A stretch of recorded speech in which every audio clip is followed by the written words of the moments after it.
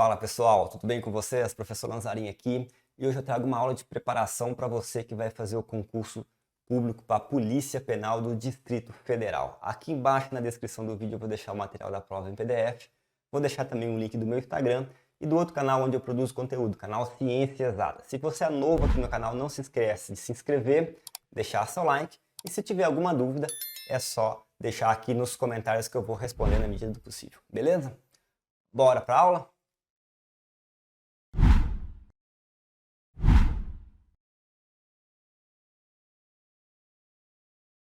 Então vamos para a primeira questão. Assinale a alternativa que apresenta uma função que pode ser empregada por um software compactador de arquivos.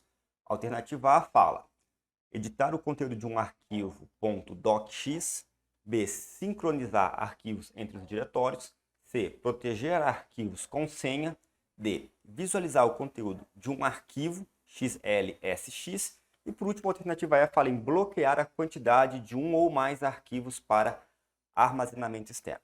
Bom, como o próprio nome diz, o compactador de arquivos ele tem como principal função compactar um ou mais arquivos e esses arquivos compactados eles ficam dentro de um único arquivo, tá?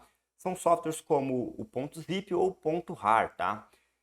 E quando você compacta esses arquivos, você tem a opção de protegê-los com senha. Então, a principal função do compactador de arquivos é compactar arquivos. Não temos essa opção aqui nas nossas alternativas, mas dentro que a gente tem aqui, a alternativa C é a que se encaixa melhor. Proteger arquivos com senha. Lembrando que isso é uma das várias opções que um compactador de arquivo dá para nós quando a gente vai compactar um ou mais arquivos. Portanto, a resposta correta, alternativa C. Então, vamos para a próxima. Um profissional do ITEP localizou em seu computador 3 tipos de arquivos dados pelas respectivas extensões ODS, PNG e ODT. Assinale a alternativa que apresenta corretamente os tipos de arquivo aos quais se referem as extensões na ordem apresentada. A alternativa A fala em arquivo de planilha de apresentação, arquivo de imagem e editor de modelo. A B fala em planilha eletrônica, arquivo de filme e editor de apresentação. C fala em editor de texto, arquivo multimídia e arquivo de apresentação. A D fala em planilha eletrônica, arquivo de imagem, editor de texto. E por último, a alternativa E fala em editor de imagem, arquivo multimídia e arquivo de planilha. Bom, eu gostaria de reforçar aqui, ó, o PNG talvez seja o mais conhecido de todos, né? E o PNG nada mais é do que um arquivo de imagens, beleza? Então, como ele está na segunda posição, aqui a gente pode cortar todas as alternativas que não tenha na segunda posição o tipo de arquivo de imagem. Por exemplo, a alternativa E fala aqui em arquivo multimídia. A gente pode cortar porque a gente sabe que não é essa. A D fala arquivo de imagem, a gente mantém. A C também fala arquivo multimídia, a gente corta. A B fala arquivo de filme, a gente corta. E a A fala em arquivo de imagem. Então, só com essa informação, a gente já conseguiu cortar a maioria das alternativas, ficando apenas entre a A e a alternativa D. O ODS, ele é a extensão de um aplicativo chamado Calc. E ele é o quê? Ele é um editor de planilha eletrônica, tá?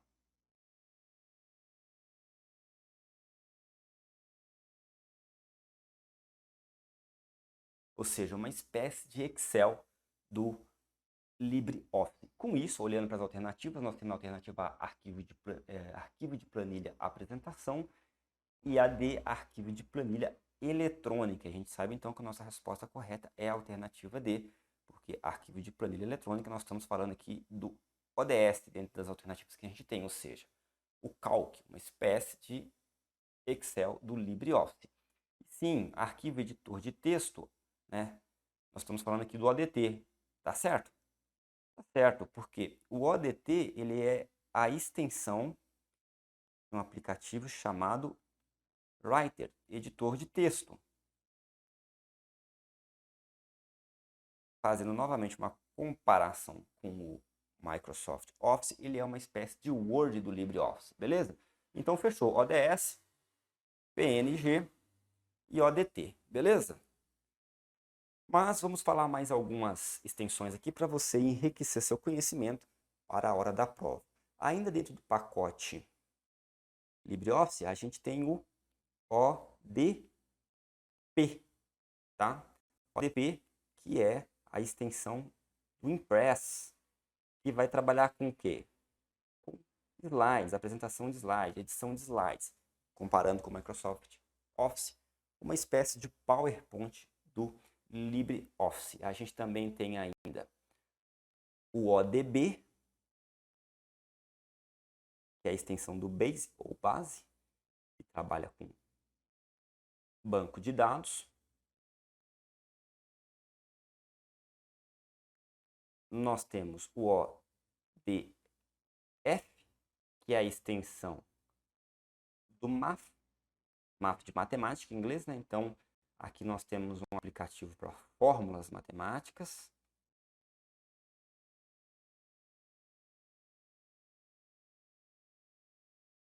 E, por último, eu gostaria de salientar também o ODG, que nada mais é que a extensão do Draw, que é um aplicativo de edição gráfica de imagens e figuras. Tranquilo? Então, temos aí uma boa quantidade de extensões para você estudar. PNG, arquivo de imagem, ODS, planilha eletrônica, né, do Calc, ODT do Writer, editor de texto, ODP do Impress, ou seja, edição de slides, ODB do Base, né, banco de dados, ODF do Math, que trabalha com fórmulas matemáticas, e ODG, o editor de imagens e figuras, que é o Draw. De toda forma, só reforçando aqui, a nossa resposta correta é a D, porque nós temos aqui ODS, ou seja, planilha eletrônica, PNG, arquivo de imagem, e editor de texto, ODT, na mesma ordem que está aqui no nosso enunciado. Então, vamos para mais uma questão. Agora, uma questão do Microsoft Word. Considerando o editor de texto Microsoft Word 2010, versão em português, em sua instalação padrão, ao selecionar uma palavra no documento e em seguida utilizar as respectivas teclas de atalho Ctrl+N e Ctrl+S, o que ocorrerá? Observação: o caractere mais foi utilizado apenas para interpretação da questão. A alternativa A fala que a palavra selecionada será duplicada e em seguida o documento será salvo. A B fala que a palavra selecionada será formatada no estilo negrito e em seguida o documento será salvo. A C fala a palavra selecionada será formatada no formato negrito e em seguida no formato sublinhado. A alternativa D fala será aberto um novo documento e em seguida irá aplicar o estilo de formatação sublinhado. E por último, a alternativa E fala será aberto um novo documento e em seguida será salvo. Bom, aqui nós temos uma questão sobre dois atalhos do Microsoft Word. O primeiro, Ctrl+N, ele serve para o seguinte: colocar negrito, ativar o negrito ou colocar negrito na palavra ou trecho selecionado. Tranquilo? Já o Ctrl+S, ele vai servir para quê? Para você colocar o sublinhado. Beleza? Então, para a gente colocar mais um atalho aqui, ó, Ctrl+I, ele vai servir para colocar o efeito itálico, aquele que deixa as letras inclinadas, beleza?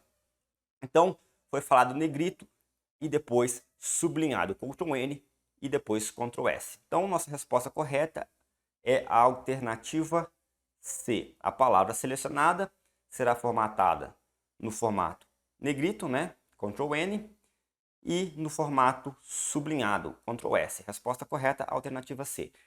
Atalhos bem fáceis de lembrar, tá? Ctrl+N de negrito, Ctrl+S de sublinhado e Ctrl+I de itálico. Foi muito falado aqui em documento salvo, tá? Para a gente salvar o documento no Microsoft Word, mesmo no Excel, né? Na versão em português, em sua configuração padrão, instalação padrão, você vai utilizar o Ctrl+B, beleza? Então aí falamos de três atalhos: Ctrl+B, salva o documento; Ctrl+N, negrito; Ctrl+S, sublinhado; e Ctrl+I, itálico.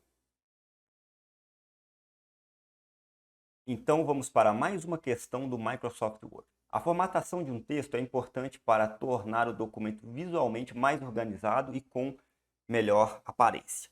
Tomando por base o Microsoft Word, é correto afirmar que A. Não é possível copiar a formatação de um texto para outro local de texto no documento. Bom, essa aqui é falsa, tá? É possível sim copiar a formatação e apenas a formatação de um texto para o outro. Você pode fazer isso através de um pincel de formatação ou dando um Ctrl+C e colando apenas formatação, beleza? Alternativa B fala, é possível copiar apenas a formatação de um texto para outro local de texto do documento através da ferramenta pincel de formatação. Verdadeiro, que eu acabei de falar aqui na alternativa A. Essa é exatamente a função do pincel de formatação, tá? Você vai pegar um trecho de texto ou uma palavra, selecionar, clicar com o pincel de formatação e depois, com o pincel ativado, você vai passar esse pincel, né, com o cursor do mouse ali no trecho ou na palavra que você quer colar somente aquela formatação. É exatamente essa a função do pincel de formatação. Portanto, nossa resposta correta é a alternativa B. Mas vamos olhar as outras para a gente ver o que tem de errado nelas. Alternativa C fala, podemos imprimir um documento no Microsoft Word pressionando simultaneamente as teclas Ctrl mais W. Lembrando que o caractere mais foi utilizado apenas para interpretação, né, na questão. Falsa, tá? Falsa, porque se você quiser imprimir um documento no Word, você vai ter que tecar Ctrl mais P, beleza? Então, Ctrl P vai ali dar a opção de impressão no Microsoft Word. Já a D fala, o Microsoft Word não conta com ferramentas para fazer mala direta. Falso também, tem lá uma ferramenta específica para isso. Alternativa E fala, o Microsoft Word não permite que utilizemos formatações diferentes em blocos de texto. A formatação deve ser uma só em todo o documento. Falsa, a gente sabe, né, que você pode formatar trechos diferentes do texto, palavras diferentes do texto, e o próprio enunciado já fala isso. A formatação de um texto é importante para tornar o documento visualmente mais organizado e com melhor aparência. Então, se você vai colocar tudo com a mesma formatação, não há diferenciação, não tem como você fazer uma organização ali, uma melhor organização através da formatação. É justamente esse o motivo de existir a possibilidade de você formatar o texto e colocar formatações diferentes.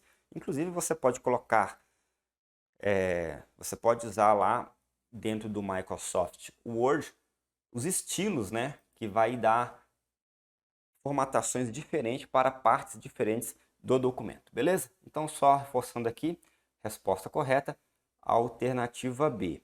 É possível copiar apenas a formatação de um texto para outro local do texto do documento através da ferramenta pincel de formatação.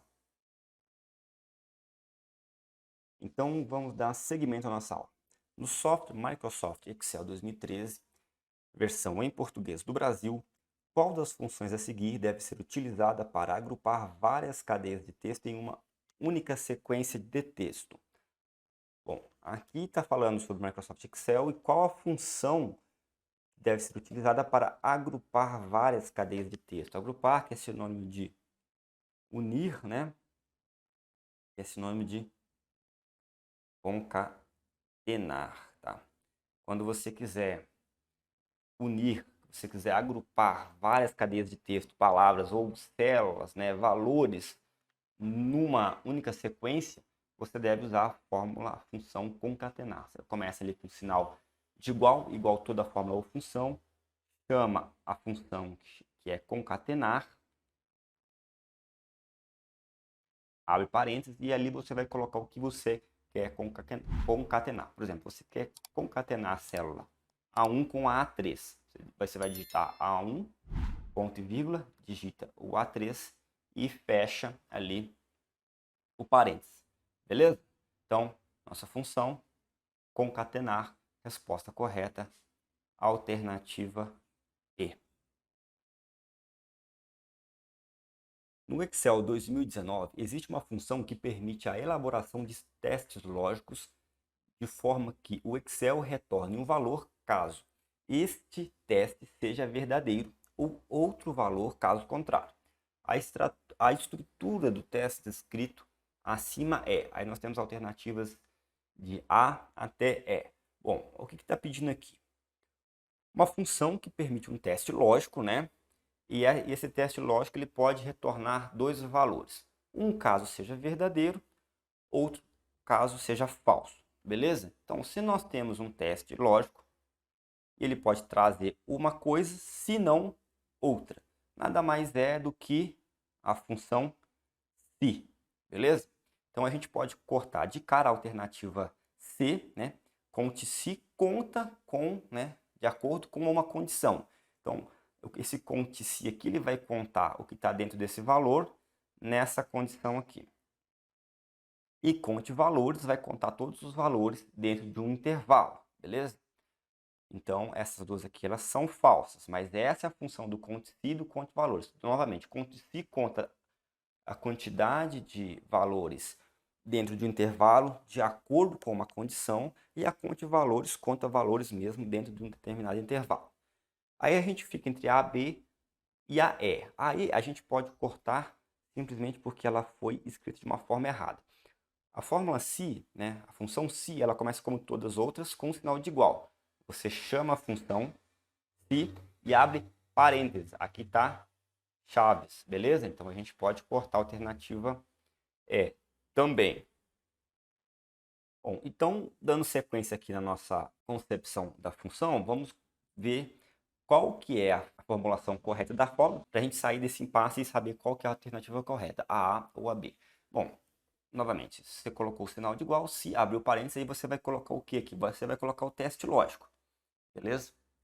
Escreveu lá o seu teste lógico. Se ele for verdadeiro, traz um valor, tá? Se não, traz o valor falso, beleza? Então a gente faz um teste. Se verdadeiro, traz esse. Se não, traz o outro. Ou seja, o valor que é verdadeiro vem primeiro. Se não for verdadeiro, traz o próximo. Olhando para as nossas alternativas, a gente tem A e B. E a gente percebe que a alternativa correta é a alternativa A. Se teste lógico, se ele for verdadeiro, traz esse. Se for falso, traz esse aqui. Resposta correta, alternativa A.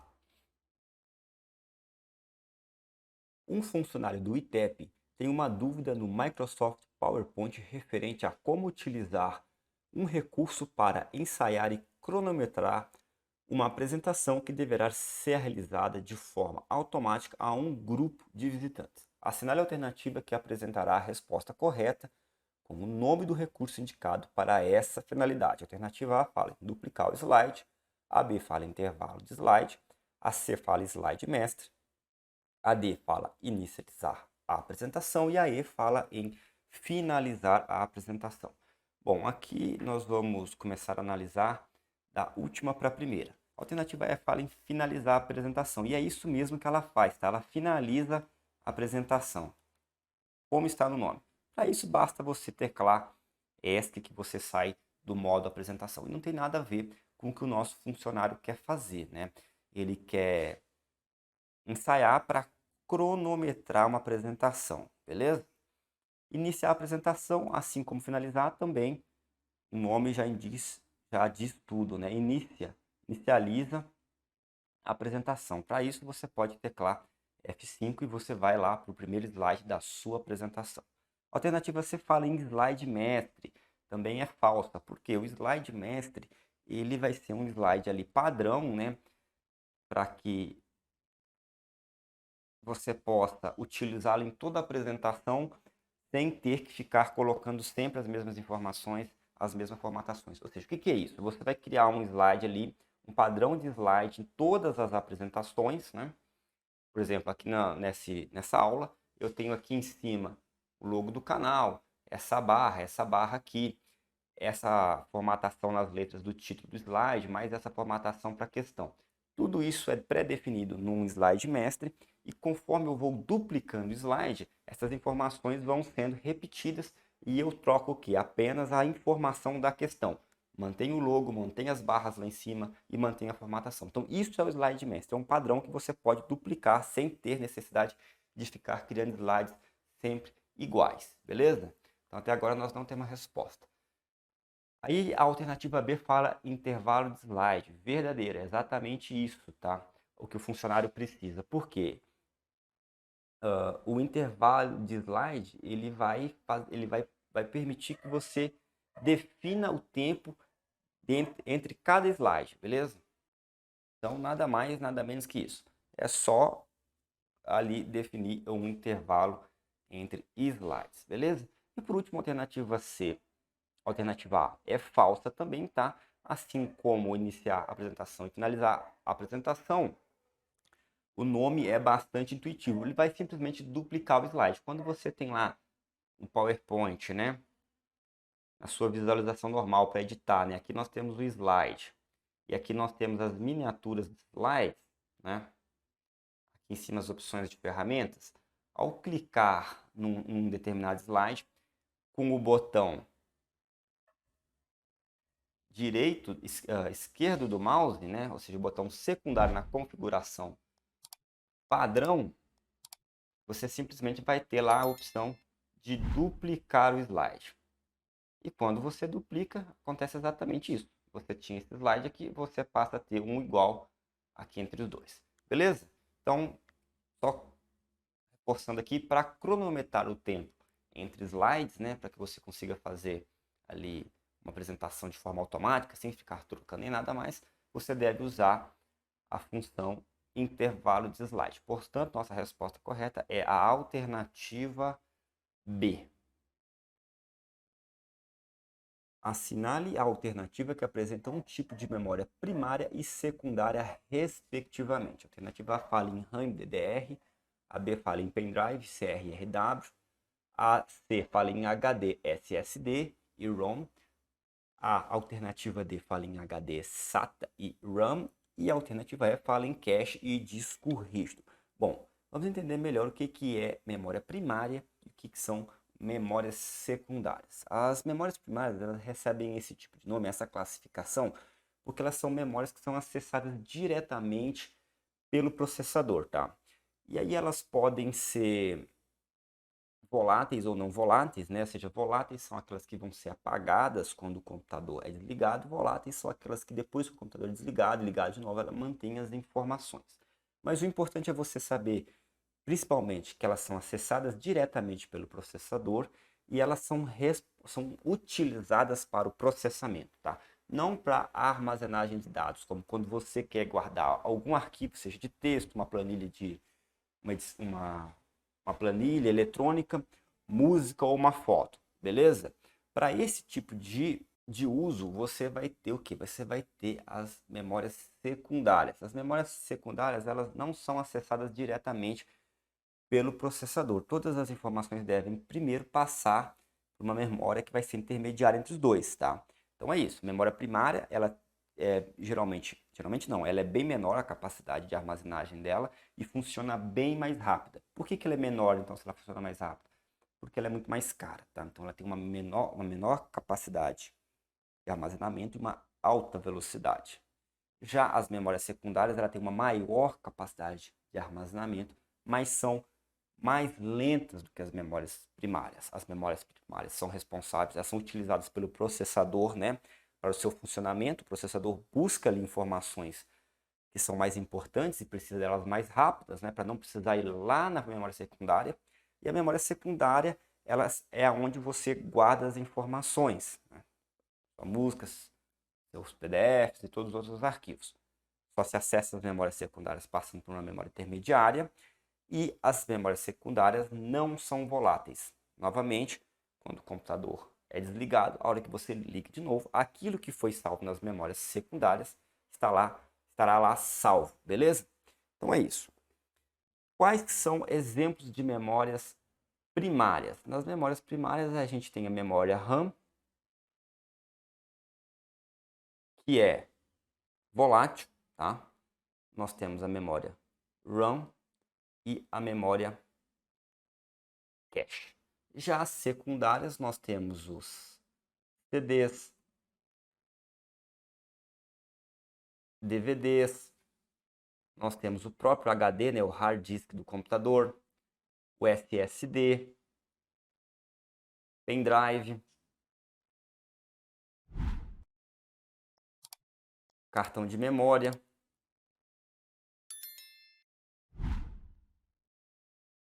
e até mesmo disquete, que praticamente já não é utilizado mais.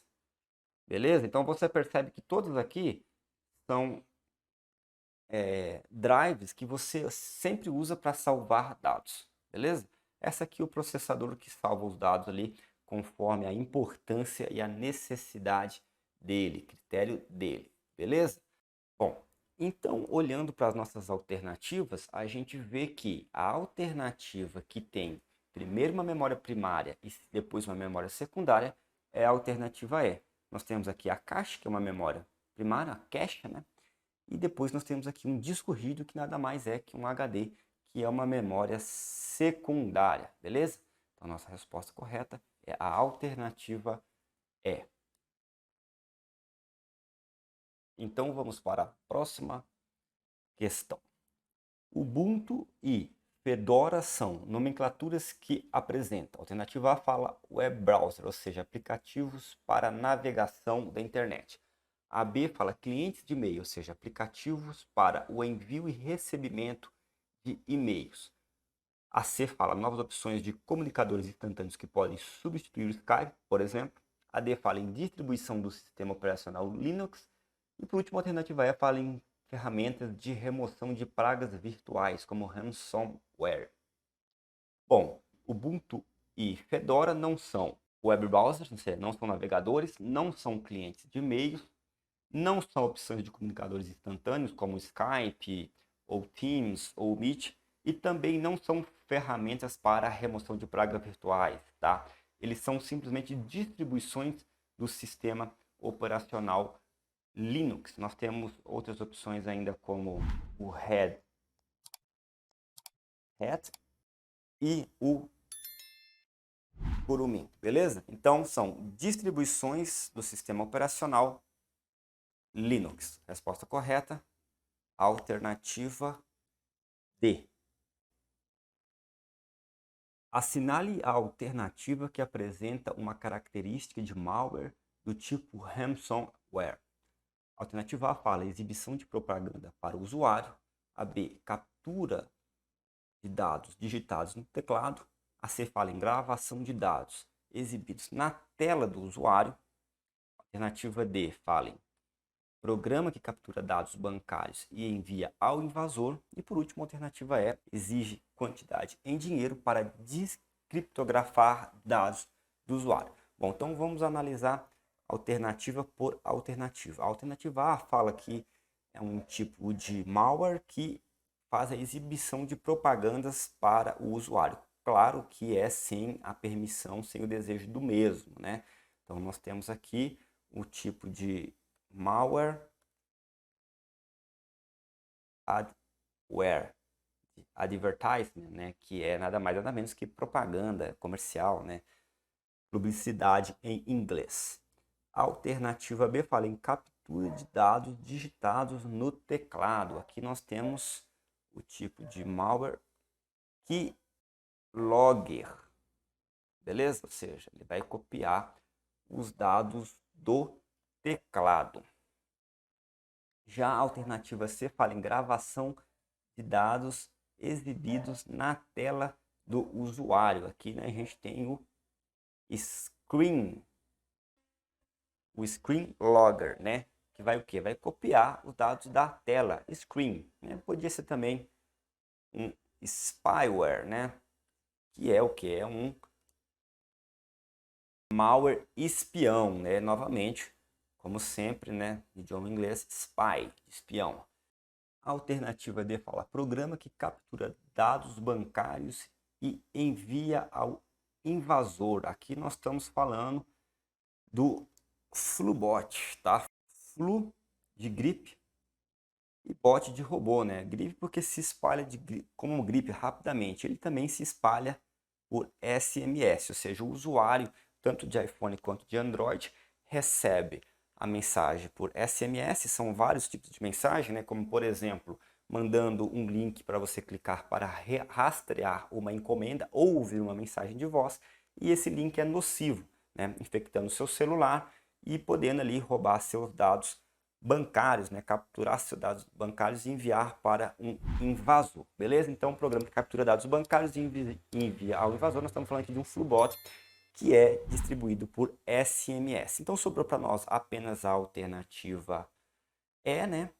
exige uma quantidade em dinheiro para descriptografar dados do usuário. E sim, essa é a nossa resposta. A alternativa é, tá? É um ransomware, também conhecido como sequestro de dados, tá? Ele faz com que empresas ou pessoas não tenham mais acesso a dados, seja por por criptografá-los ou por impedir o acesso de alguma outra forma. E para que você possa ter acesso a esses dados, eles vão te cobrar ali um dinheiro, ou seja, muito parecido mesmo com um sequestro e por isso chamado de sequestro de dados. Então, nossa resposta correta é a alternativa que apresenta característica do malware do tipo ransomware. A alternativa exige a quantia em dinheiro para descriptografar dados do usuário.